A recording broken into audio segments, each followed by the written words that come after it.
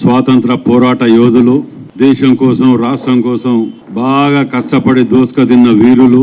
ఓ వీరుడు arrest చేస్తే ఇంకా ముఠా సభ్యులు అందరు వచ్చి నిరసన తెలుపుకుంటూ చాలా మాటలు మాట్లాడుతున్నారు. మేము రాష్ట్రాన్ని తెలంగాణ పేరిట దోసుక తింటాం, ఏది వదిలిపెట్టాం, కబ్జాలు చేస్తాం, దోసుక తింటాం, బెదిరించి మాఫియాల తీరుగా డబ్బులు అడుగుతాం, గుంజుకుంటాం, ఫోన్ ట్యాపింగ్లు రికార్డు చేసుకుంటూ ఏదైనా మేము చేస్తాం. మమ్మల్ని అరెస్ట్ చేస్తే తెలంగాణ ఉద్యమకారులను అరెస్ట్ చేస్తారు. కార్డు అదో లైసెన్స్ కార్డు అయిపోయింది. మీరు పాల్గొన్న ఉద్యమంలో ఎంతవరకు నిజాయితీ ఉన్నది? తెలంగాణ వచ్చిన తర్వాత ఏమి వనరులు, తెలంగాణ వనరులని గత ఆంధ్ర పాలకుల కంటే 1000 రేటు దోసుక తిన్న దొంగలు మీరు. మిమ్మల్ని అరెస్ట్ చేసి విచారించకపోతే ప్రజలు క్షమిస్తారా? ఇవాళ తెలంగాణ ప్రజలు ఈ నోటికి వచ్చినట్టు మాట్లాడతాడు, వింటాడు, విచారణ పిలిస్తే జై తెలంగాణ అంటాడు. అరే జై తెలంగాణకు ఈ విచారణకు దొంగతనానికి సంబంధం ఉందా?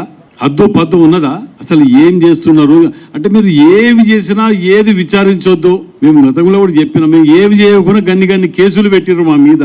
అన్ని చేసినవి కూడా విచారించకుండా వదిలిపెట్టమనే దౌర్భాగ్యానికి వచ్చి వీళ్ళు మాట్లాడుతుంటే ప్రజలు అసహించుకుంటున్నారు. ఇంకా గతంలో ప్రెస్ మీట్ లో కూడా ముఖ్యమంత్రి గారిని రిక్వెస్ట్ చేసినాం, వీళ్ళని లేట్ చేస్తే చీడ పురుగులు ఉన్న సమాజాన్ని చెడగొడతారు, వీళ్ళని తొందర ఇక్కడ పెడదామంటే కూడా సెంటర్ జైలు లేకుండా కూలగొట్టిండ్రు వీళ్ళ గతంలో. వీళ్ళని తొందరలో గనక విచారించి లా ప్రకారం మేము పోయేది ఎక్కడ కూడా మేము దాటిపోవట్లే.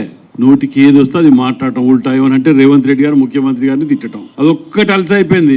ఒకటి తెలంగాణలో ముఖ్యమంత్రి రేవంత్ రెడ్డి గారిని తిడితే అన్ని మాఫ్, ఏముండే ఇక అడిగేది ఉండదు. ఇక అమెరికా నుంచి పట్టుకొచ్చిన దొంగల మూటాలు పట్టుకొచ్చి ప్రభాకర్ రావు గారి కాడికి మొదలు పెడితే అన్ని బయటికి వస్తుంటే వాటి మీద ఆలోచన ఏమీ లేదు. దాని గురించి విచారణ చేయొద్దు, దాని గురించి పట్టించుకోవద్దు, ఏం చేయొద్దట.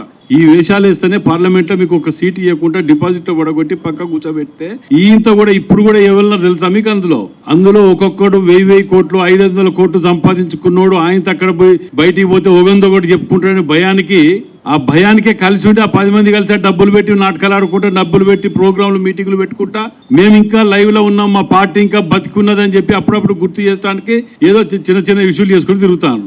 ఆడికి ఇంకోటి కూడా ఇక్కడ పోలీస్ అధికారులను కూడా రిక్వెస్ట్ చేస్తున్నా, వీళ్ళు గతంలో ఇదే ఉద్యమాల పేరు పెట్టి రెచ్చగొట్టడం, అధికారుల మీదకి తిరగబడటం, వాళ్ళ డ్యూటీలకు ఆటంకం కలిగించటం, ఏమైనా అయితే రెచ్చగొట్టాడు మాట్లాడటం, ఇట్లాంటివి చేస్తే మీరు కూడా దీని మీద ఇమ్మీడియట్ సీరియస్ గా తీసుకోవాల్సిన అవసరం ఉన్నది.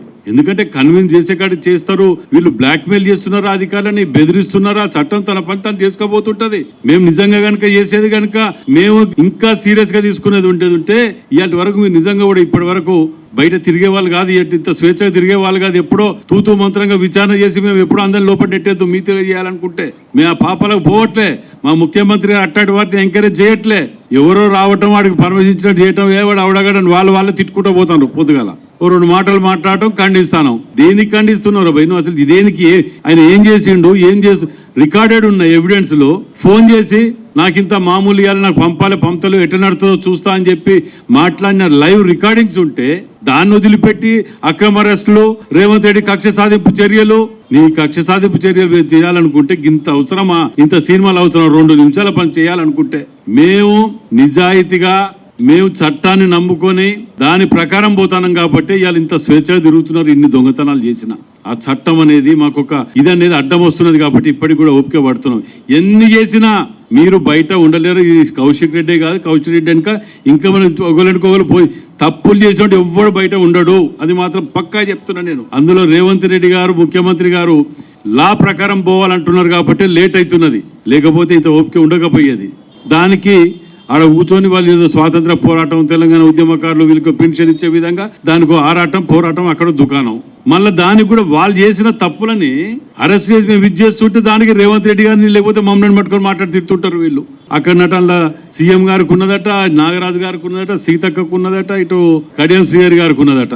మరి ఇది 2 సంవత్సరాలకు వెళ్ళి మేము వచ్చి 1.5 సంవత్సరం అయింది. మరి అంతకుముందు ఏం చేసిండే వాళ్ళు ఉండే దాని మీద అంటే ఒకదానికొకటి అంతు పొంతన ఉండదు, మాట్లాడేదానికి సబ్జెక్ట్ ఉండదు, పాడు ఉండదు. ఖండిస్తానం, జై తెలంగాణ. 2 రేవంత్ రెడ్డి గారిని తిట్టాలి, పోవాలి, మా పని అయిపోయింది. మేము చేసినాం, మిగిలిన అన్ని కక్కిస్తారు బిడ్డ. మీరు తిన్న ప్రతి రూపాయిని కక్కిస్తాం, వాళ్ళు ఇక్కడ అనుమానం లేదు మీకు. దాన్ని ఏదో 2 రోజులు టెంపరీగా ఉన్నది కదా, ఆ విచారణ కోర్టు పోలీసు దాన్ని నమ్మకంతో ఉన్నాం, మనం ప్రజాస్వామ్యంలో ఉన్నాం కాబట్టి ఆచరిస్తాం మేము.